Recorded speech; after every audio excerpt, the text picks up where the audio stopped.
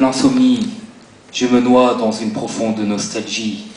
À l'heure où le voisinage harassé par l'éthylisme de cette soirée anarchique se plonge dans un sommeil agité, je sonde les méandres de ma mémoire océanique.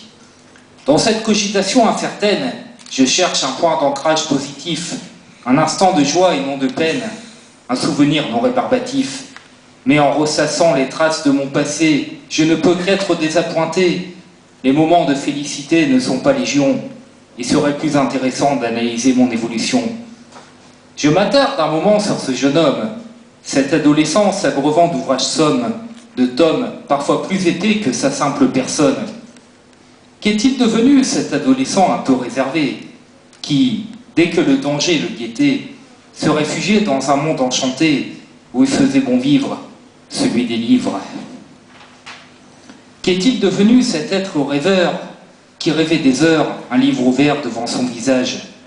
Peu intégré à ce mini-microcosme social qu'était la jeunesse de son âge, cause d'absence de télévision dans le foyer familial, il imaginait dans sa tête une pléthore d'images.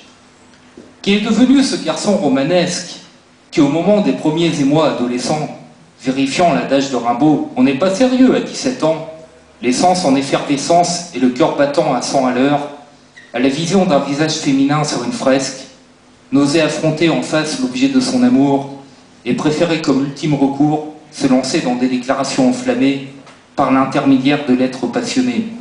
Évidemment, il essuyait souvent des échecs cuisants, et pour se consoler de ses déconvenues romantiques, il s'immergeait corps et âme dans la littérature et la musique.